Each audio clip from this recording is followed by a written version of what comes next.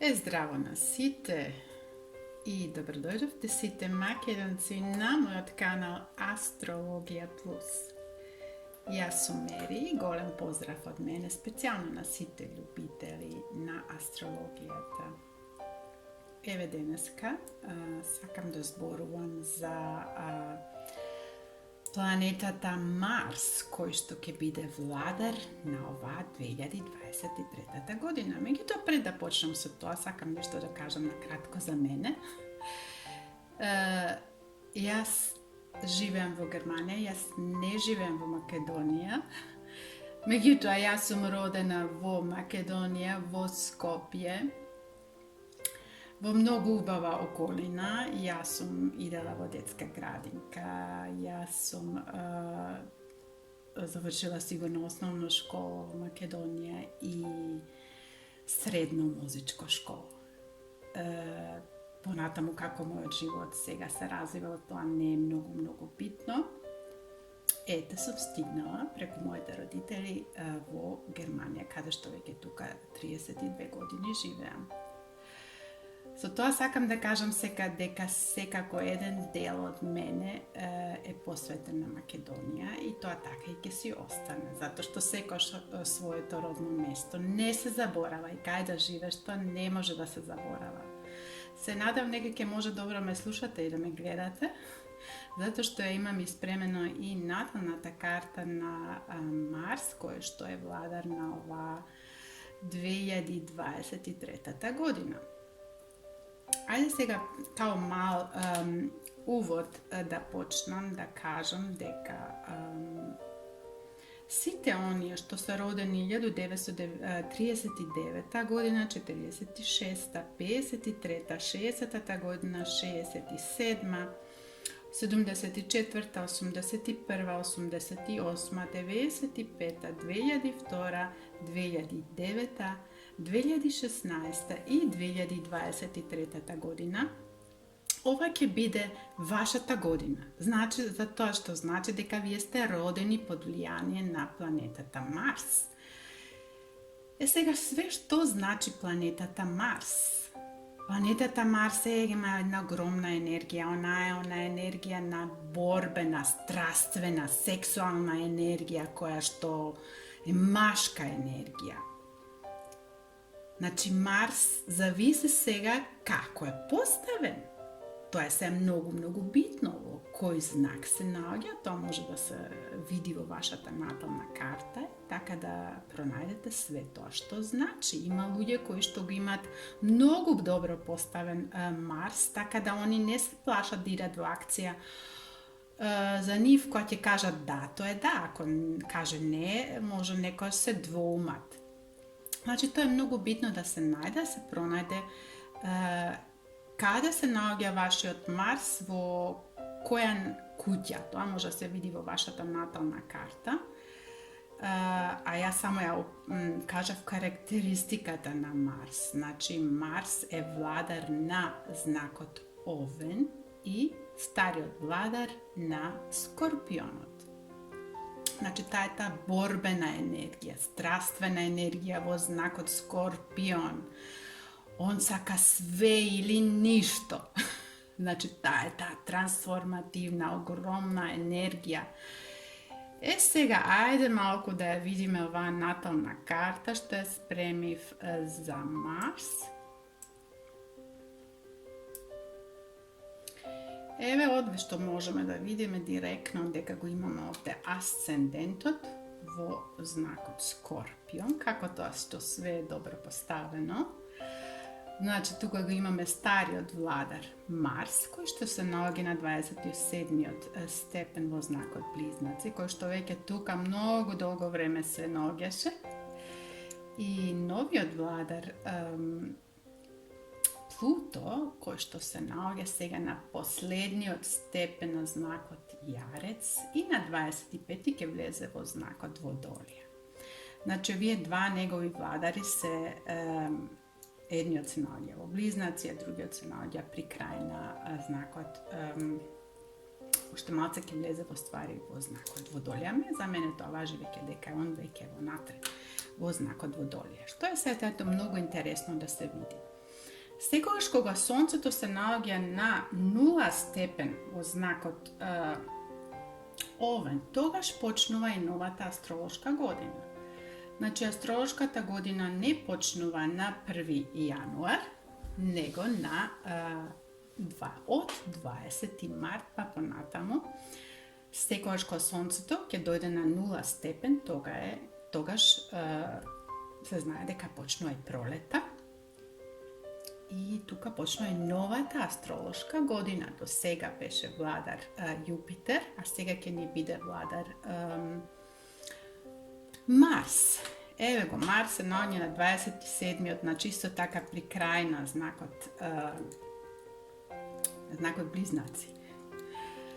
Поред, идеме понатаму. Како што можете да видите, се надевам дека ќе може да ги препознаете и куќите тука, кои се многу јаки поставени, затоа што многу планети се наоѓаат тука во натре. Тоа имаме 4-та куќа, 5-та и 6-та куќа. 4-та куќа ни представува нашиот дом, нашите предци, нашите родители.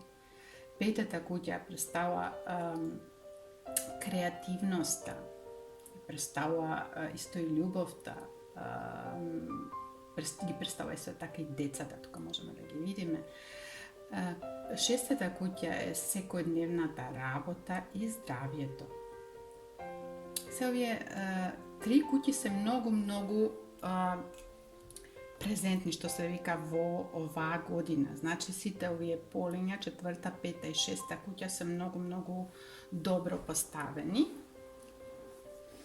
Сега некако да почнеме од асцендентот. Асцендентот што значи тоа е Скорпионот, тоа ќе значи се глобално за сите нас. Скорпионот не сака површина, Скорпионот сака да иде длабоко. Скорпионот ја сака да ја открие вистината. Скорпионот не обожава лаги. Или све, или ништо. Тоа е тоа за Скорпионот. Значи, она иде така длабоко, сака све да дознае. Све да дознае. Додека ја најде суштината, вистината да ја најде. Значи, таа е таа енергија на Скорпионот. Сега гледаме Плуто ќе влезе уште малце во Водолијата.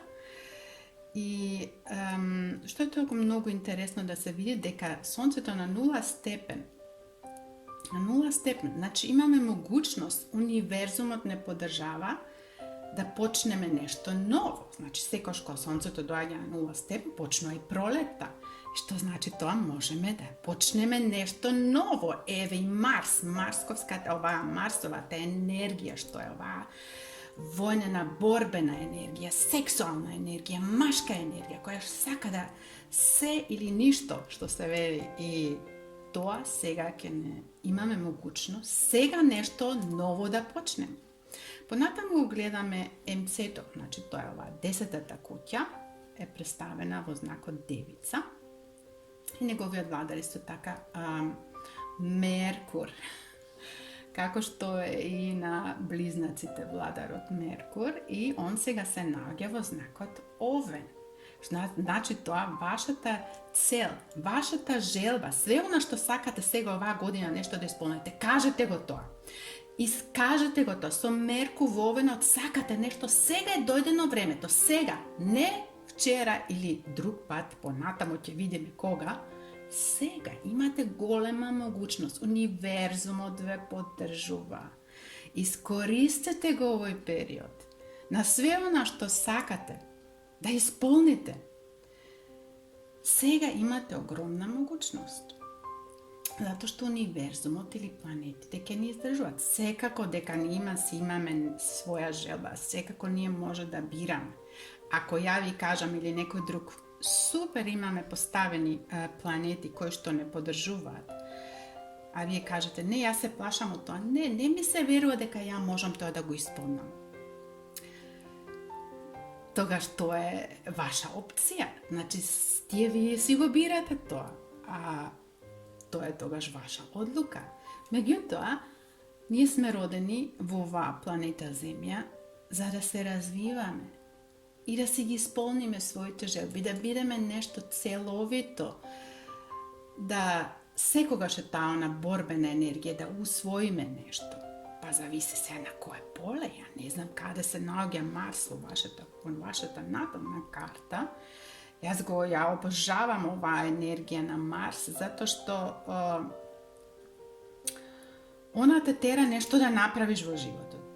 Ти дава акција, те тера да идеш во акција. А зависи се ако е, например, поставен Марс да биде, речеме, во знакот Вага, па баш тоа не е така толку позитивно. Ама меѓутоа може да се види во вашата натална карта кои други потенцијали ви имате. Како да го потекнеме овој Марс малце да се, што се вика она, да се помрдне малце. Како да го натераме да стане? Значи, ако е поставен во знакот Вага, тоа е малце онака, па не знам, ќе видам, значи, затоа што Вагата не може да се одлучи. Вагата тешко дава одлука.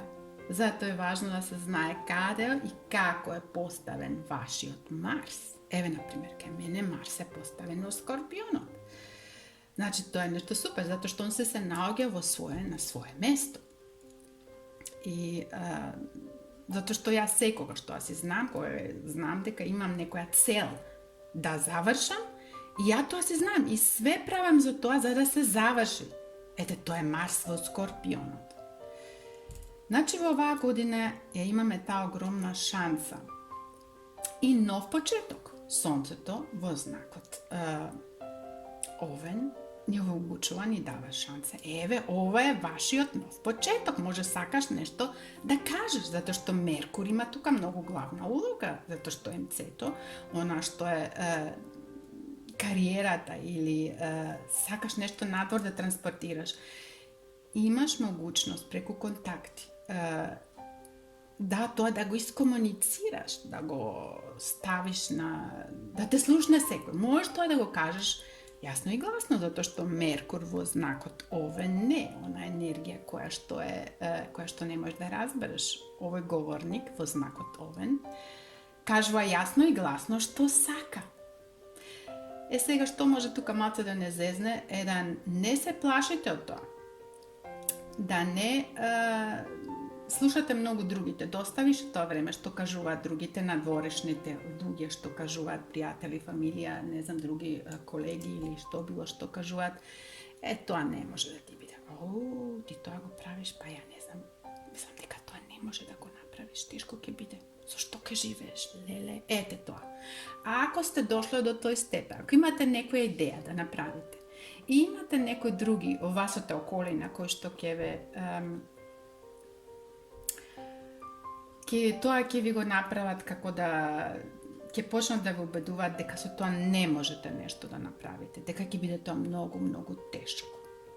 Што е се битно да се знае, што ни покажува хороскопот, месечината во знакот Риба. Значи, тоа значи дека има да речеме, и добра конјукција со Нептун.